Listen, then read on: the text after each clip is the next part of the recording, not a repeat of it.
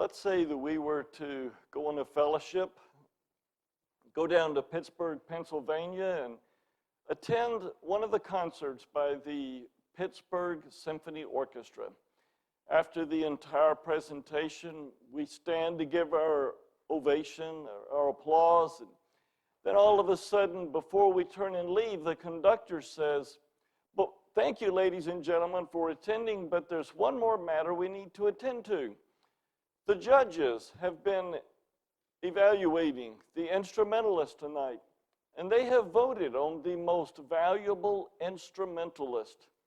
And then he opens up the envelope and he says, Ivan Petrov on the oboe section, he wins the award today. Let's all give him a round of applause. Would that sound kind of odd and crazy? That one person within the entire orchestra gets some kind of award that says he or she did the best job? Well, that's how I feel about the most valuable player award for these team sports. It's like, how can one person be more important than the others? Say in the example of football, oftentimes the quarterback of the winning team gets the award simply because he's on the winning team and simply because he's the quarterback, for no other reason. If one person makes one great play that turns the game around, he's sometimes considered the greatest player. There's really no rhyme or reason why. And on top of that, it's the opinion of the judges. What about those poor guys who make all these blocks on the offensive line? They knock themselves out every play. Maybe the guy they block never, ever, ever makes a tackle. Do they ever get the award for most valuable player? The whole idea is almost silly, if I may say so. It's not really real. And unfortunately, that idea makes itself known throughout other aspects of life. Not just in team sports, but also in the business world. Who's the greatest business leader? And then come May again, there's going to be another award. Who's the greatest woman in our area? Well, how about this award, the greatest member of a church? Wouldn't that sound kind of odd? But yet many people in church believe that way. I'm just a nobody. I'm not the pastor. I'm not the chairman of the deacons. I'm not on the leadership team. Isn't that the way we actually think? We might not believe that there's such a thing as a most valuable person award, but isn't it common for people to think I'm someone less because I don't have this high-profile position? Well, that's the focus of our message today. Everybody counts. We're all equally important. We all know the illustrations in the New Testament of God saying some people are an eye, some are ears, some are a hand. Some people feel like they're of a lesser position, but we're all important in God's eyesight, especially when we work together as a team. We've looked at this passage in 2 Kings, and we've intentionally avoided the first few verses. So I want us to go back to verse 1 and pick up the rest. And we're going to find someone who's playing second fiddle, who doesn't make much attention when this is being read. So let's look at chapter 5, verse 1. Now Naaman, captain of the army and the king of Syria, was a great man with his master and highly respected, because by him the Lord had given him victory in Syria. Let's pause there for a moment. I want you to keep in mind that the message we had last week was in chapter 6. Those were the last battles between Syria and Israel for that time period. So this is before. These two countries are enemies. Syria is fighting Israel off and on. And one of their men is a captain. And I want you to notice, it's by him the Lord gave victory over God's chosen people. Do you read that? I mean, this is quite incredible. Why? Because God is sovereign, and He has something bigger in mind, and He actually uses other people and even wicked nations to move His people to be the people He wants them to be. Just like in America, this past week I heard another rumble of discussion about how the elections were stolen. There was cheating and fraud in the elections. Well, you could probably argue that from a human perspective, and I don't even want to go there. But from a spiritual perspective, God allowed it. So any arguing and complaining is really directed towards God. Now, if there is a way to find someone to be guilty of something and then to punish the person legally and righteously, then so be it. But God allowed everything because He's in control and He's working on something better, even in our lives here in America. Well, let's continue on with the latter half of verse 1. It says, the man was also a valiant warrior, but he was a leper. Now, the Arameans, or Syrians, had gone out in bands and had taken captive a little girl from the land of Israel, and she waited on Naaman's wife. She said to her mistress, I wish that my master Naaman were with the prophet who is in Samaria. Then he would cure him of his leprosy. Naaman went in, and he told his master, saying, thus and thus spoke the girl who is from the land of Israel. Then the king of Aram said, go now, I will send a letter to the king of Israel. He departed and took with him 10 talents of silver and 6,000 shekels of gold, and 10 changes of clothes. I want you to picture this. Consider America still fighting a war against the Taliban in Afghanistan. And one of our captains or colonels or generals has leprosy. And we go send him to the people of Afghanistan and ask them if they would heal our general. You see, that's crazy. Well, then you now understand this passage. They're fighting each other. And between battles, this side says, hey, we have a sick man. Let's go send him over here to be healed.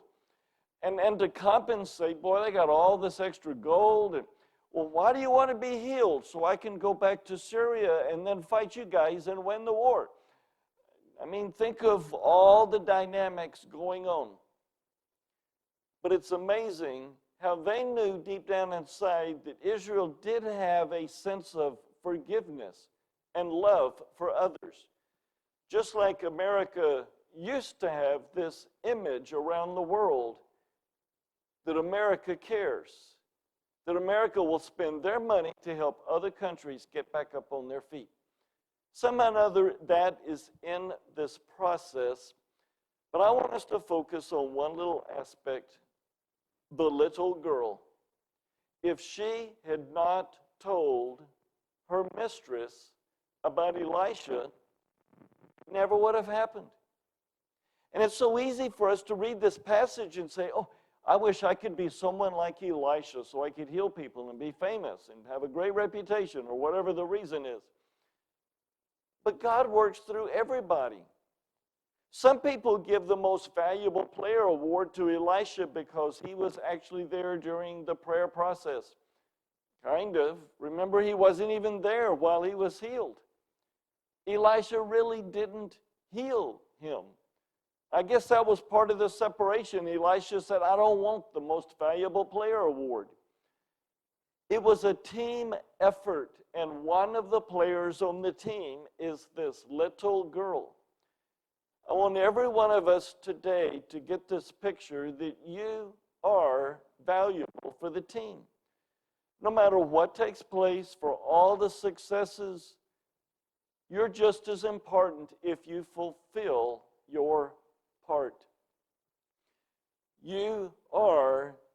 important to the big picture. And I'd like to take this story and the point we've drawn out to lead us into a time where I'd like to mention this past week some stories that took place during the mission trip. 8 of us went down to Lynch, Kentucky to minister.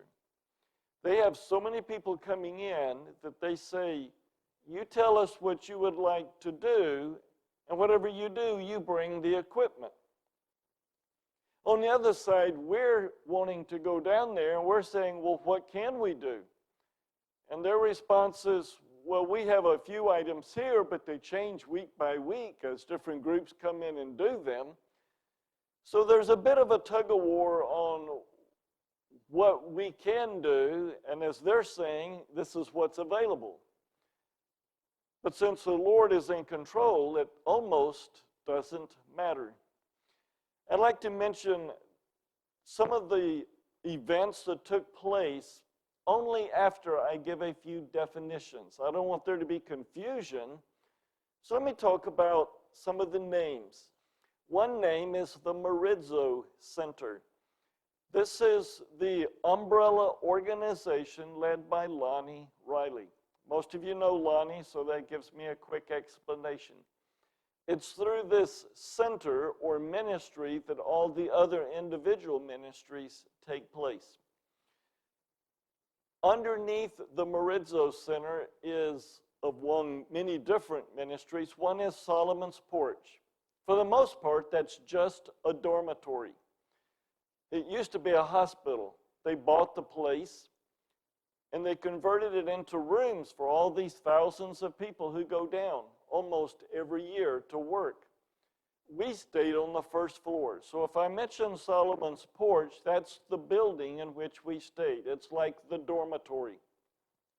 It also held their offices, but that's to the side. Then there are a couple of other houses they purchased, and they named them Lydia's house. These houses contain young women who just either got out of jail or just got off of addiction, and they're trying to get back on their feet. So Lydia's house is not quite a halfway house, but it's an immediate place for hurting women to go to start the process of getting back on their feet. Another place we went to, another subsidiary, if that's the right wording, underneath Marizo Ministries, is called Shekinah Village. It's right next to the horse farm. Shekinah Village is their ministry area designed for reaching youth and ministering to teenagers. So there's that ministry, and then there's one other that you need to know. It's their terminology, and they have almost 30 people now who are not paid a thing. They have no salary whatsoever. There's nothing on paper that says this is their monthly paycheck amount, this is what their salary is going to be. They go to the place understanding they go by faith and that the Lord will provide. Those people they call missionaries. Everybody else whom they hire is called the staff. So one of their major objectives for Marizo Ministry, the whole thing, is to create jobs for people in the community because they've been so far behind losing the coal mine industry. So they want to provide jobs for people. So all the people they hire are staff, employees. But the 30 missionaries receive no pay at all. So now that you have more of a background, let me go into now our history of what happened this week. The first, we didn't know what to do, but we had our belongings. We had the bags you guys collected and collected them with others. Some of the people in the group collected all of these items for going back to school. So we had notebooks and pencils and other items in there, crayons. Those were packaged. Some of the food was put into separate bags, and then we went to someplace like a Dollar General, to finish buying more food items and put them in the bags. Then we went to a project area. People with very low income. We had already received a tour of the place, so we were forewarned that in this particular area, don't be surprised if you see kids out by themselves playing, and they have no parents or no guardians at the house at that time. Many of the parents are working. Many of the parents don't even want their kids, so they're being raised by guardians or other people. And even some of them would rather be high on drugs. So if they say that their parent or their guardian is sleeping, if they're waiting for them to wake up, it usually means they've passed out from their dope. Sometimes when they've gone in there to offer food to these kids, they say, "Thank you, we haven't had anything to eat in 3 days." So this is the projects. We went to that area, and yes, it was interesting on how we were trying to do this work, because then someone pulls out a handful of tracts. Now you've got an armload of school supplies, armload of food, holding on to tracts, and you go to one door, and when you give that, you walk back to the car and get another armload and go back. It went okay. You might say percentage-wise, the number of people that we saw was an average number. And we talked to them and said, "Here we have some food from Marizo Ministries," and that name is very well known in the entire area. So if you say you're from there, there's more of an open door. Then after we gave them the food and the school supplies, if we found out they had kids, we would then follow up and say, "Is there anything we can pray for you?" And after that, it would sometimes follow into a deeper conversation.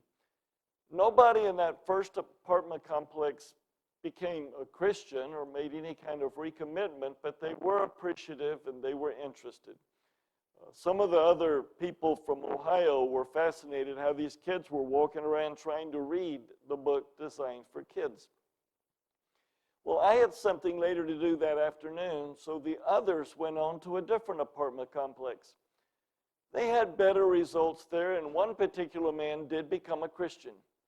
So when Pastor Joe Sheely and I went back to that location to talk to him, we found out he was just there for the week. He's moving back to Lexington. So we got his name, and we followed up, and we're going to try to get him the name of some churches in his area. So that was the first part. But what I want to add is everybody counts.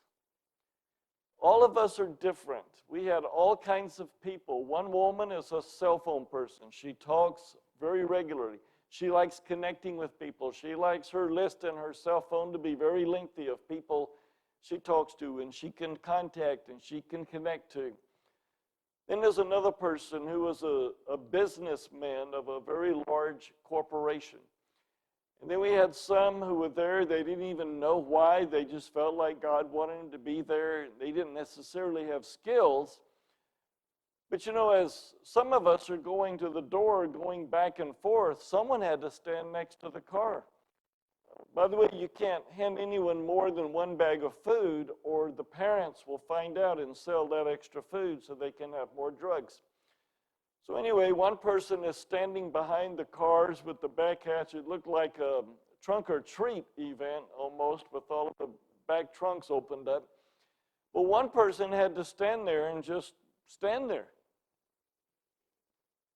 And it'd be easy for someone to say, that person doesn't get the most valuable player award. Oh yeah, we all were important. Everybody counts. I mean, if that person had not been there, we would have had to unlock the car every time, opened it, gotten our stuff, closed it. It was just everybody counts. Let me move to the second event, which was counseling. And how this came about, I still don't understand. But I guess it's one of those things God does and you just don't understand.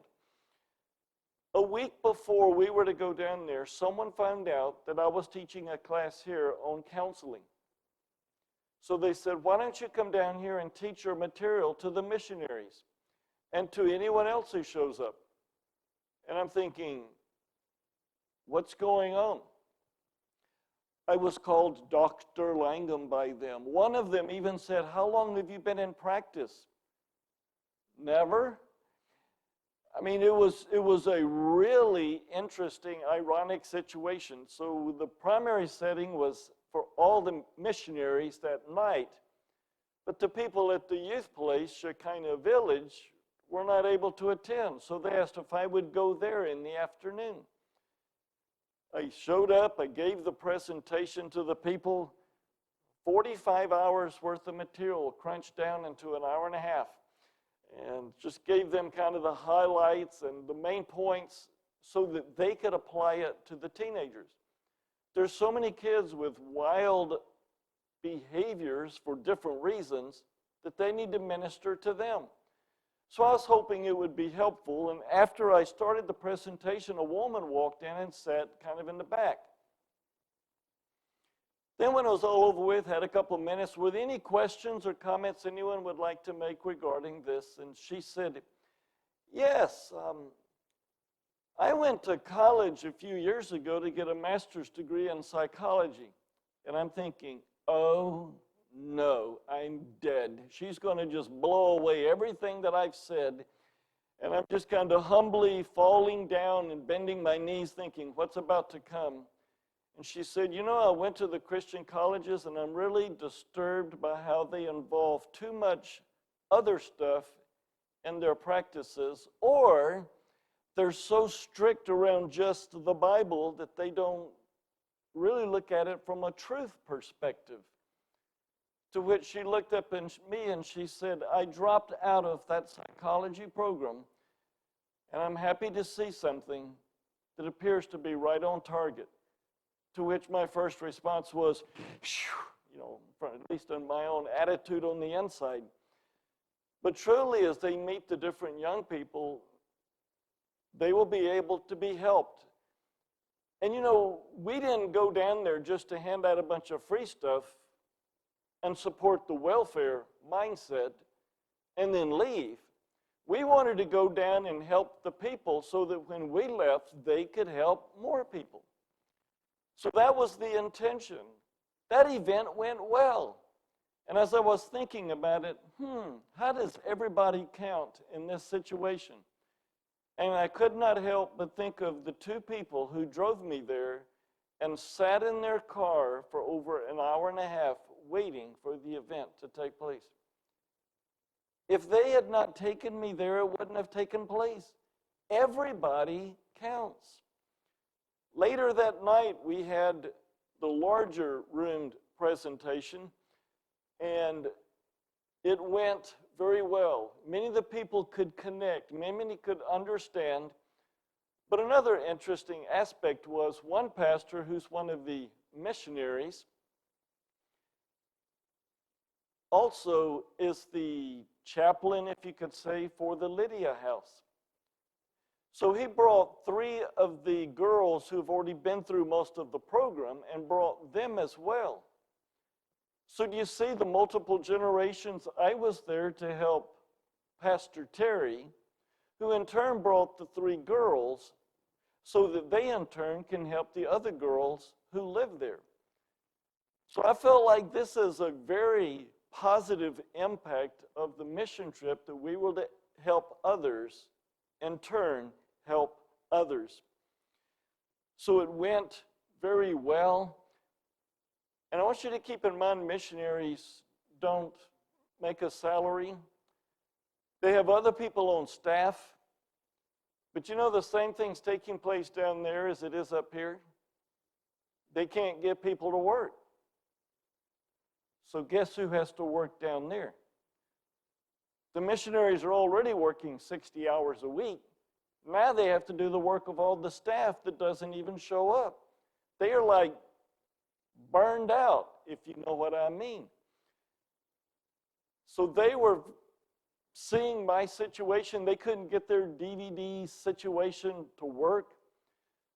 So 20 minutes before the event was to start, Pastor Terry left to go home to get his own personal DVD player and all these wires, and he walks in the room with all these wires dangling from him because he wants the presentation to go well.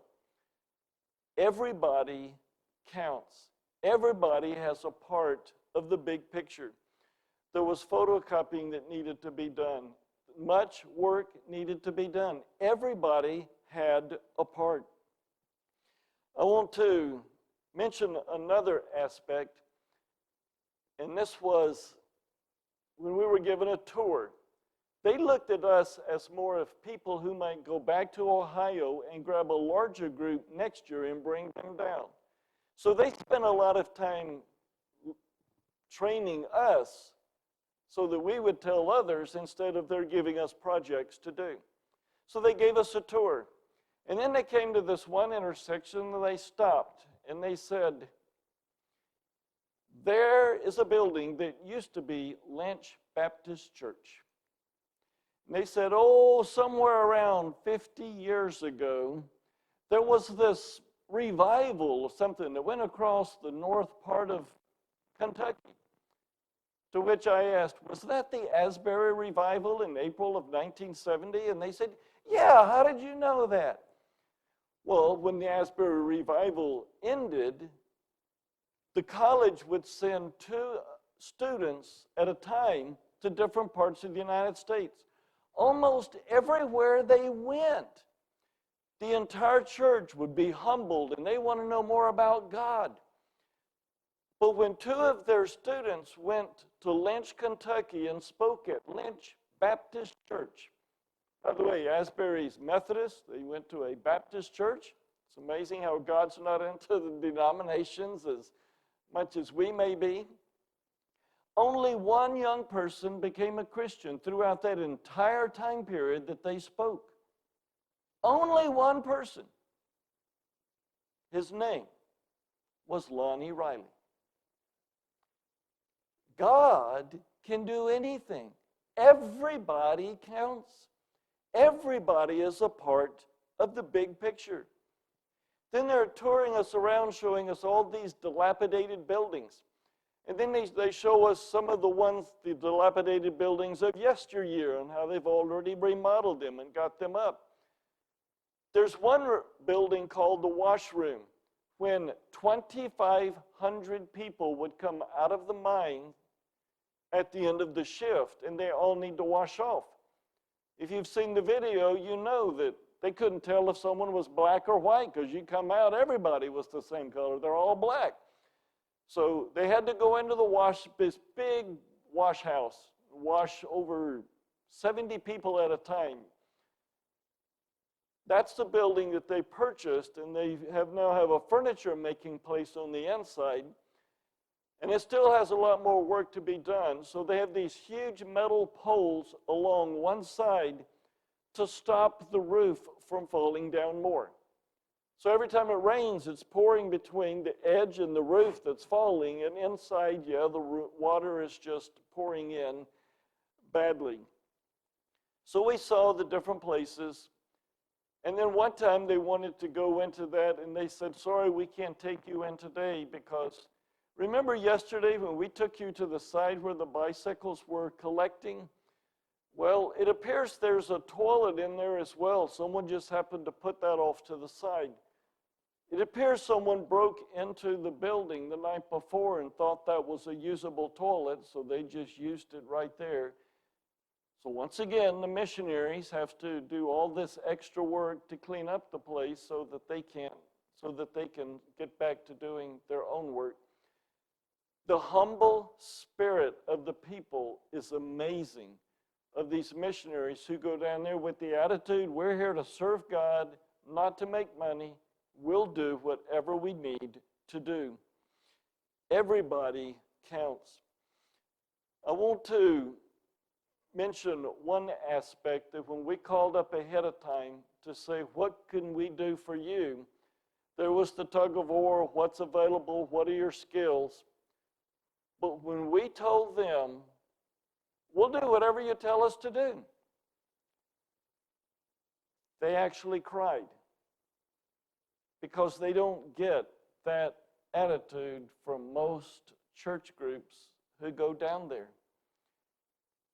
In a weird, if I may say weird as in confusing, unexpected way, one of the best things we did for the Marizzo Center was be a ministry to all the missionaries.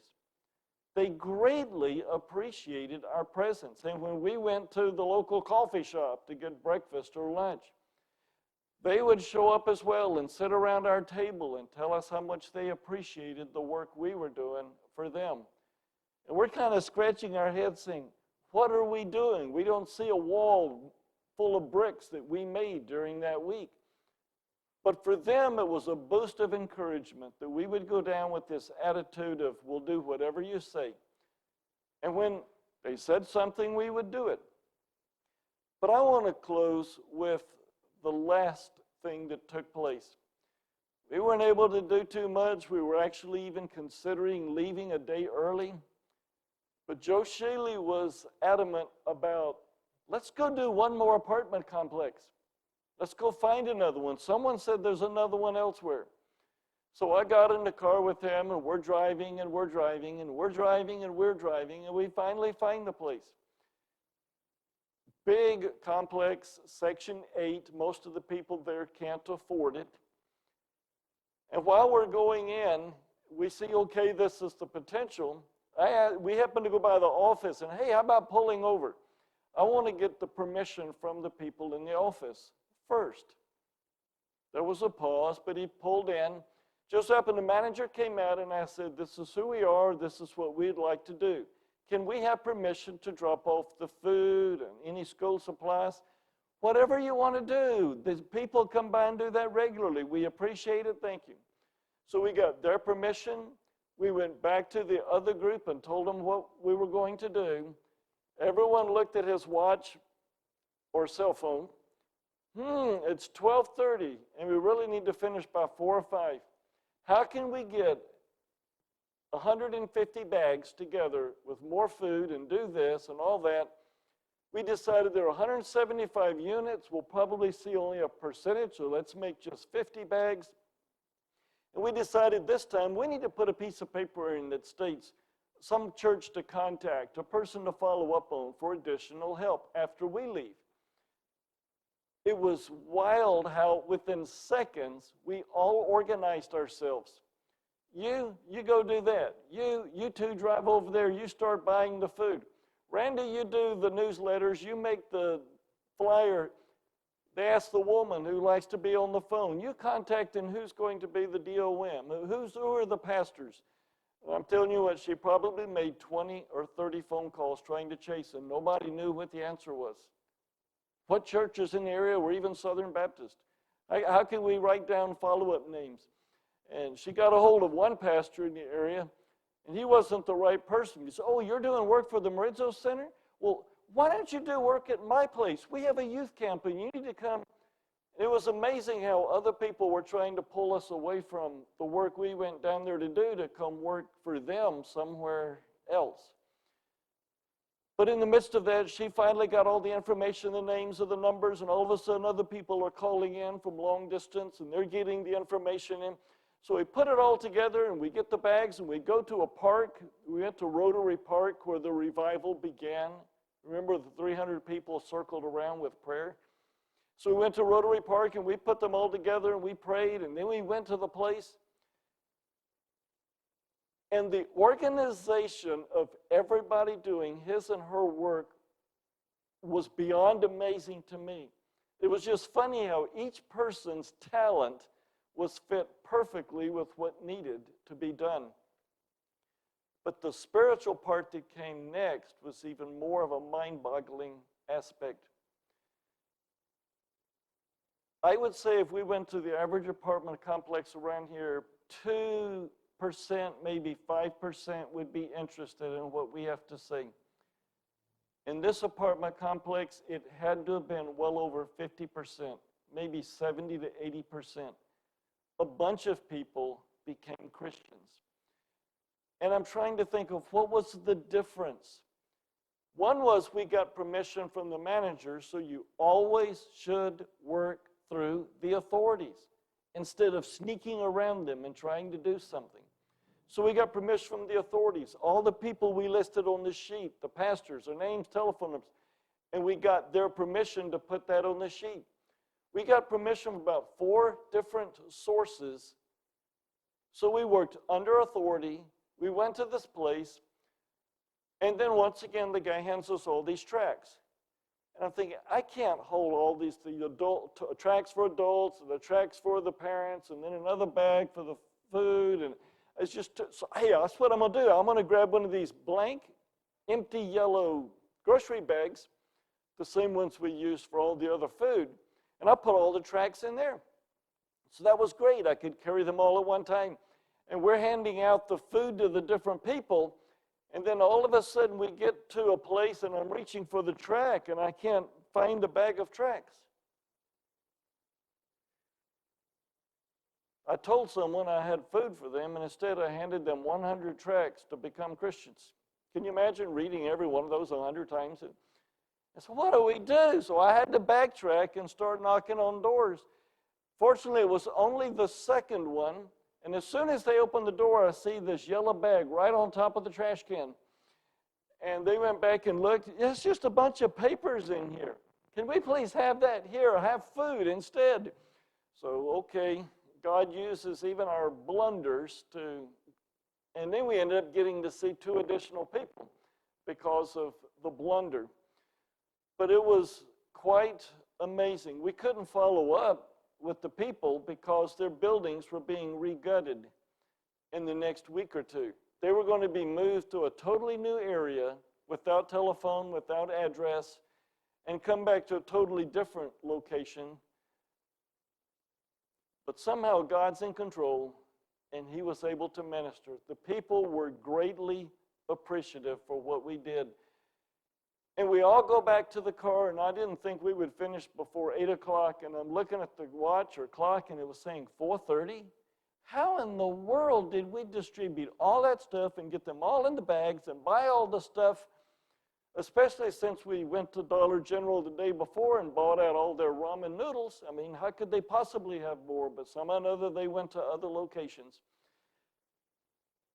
God is amazing. That God was able to do all this work together in an organized way. No one complained. No one got upset. We could all see the Lord working through all of this. It was a joy to see God at work in many ways. Let me give one more that I did not think about while putting together this, but Gary Frost went down. He wanted to go down for just a while and come back the same day. But God rearranged it so that when Gary Frost showed up, it just so happened Lonnie Riley showed up at the same time at the coffee house. Well, if you don't know it, they knew each other. And for those of you who think Gary Frost knows everybody anyway, well, let me add one extra bit. When Gary Frost was the president of the state convention many years ago, Lonnie Riley was first vice president. So they've known each other for decades. And Lonnie is taking him on a tour through the place to see how God has provided. And Gary Frost is getting quite the different perspective of what's going on down at Lynch. I would say more than anything else, we were a blessing to the missionaries in the Marenzo Center. The people in the community who met us were greatly grateful for all that we did and showing kindness to them, which kind of brings me to the last point. It's amazing how much more people open up when you show kindness first with food. Hand them the food first. It means I care about you. I'm not here to cram Jesus down your throat. And then once they saw that we cared, it's like they just relaxed and they wanted to hear the truth. The people down there greatly appreciated it. And I want to make sure I add one more little point. When I say everybody counts, that includes you folks. Those of you who contributed with cleaning supplies and school supplies and clothing and food, we took that down there And you might not think you had a big part, but you had just as much a part if you did exactly what the Lord wanted you to do. So while we might get the most valuable player award, we don't want to receive it because this was a team effort in which all of you had a part as well. Can we now take this message and now look into the future? What does God want to do with you in the future to help minister to more people? And you can't say you're just a nobody, because that actually says God's not big enough to do something through you. God can do anything, but He's made you unique so that when we all work together as a team, God gets the glory. And no most valuable player awards are handed out, unless you say one goes to God, and that would be totally proper.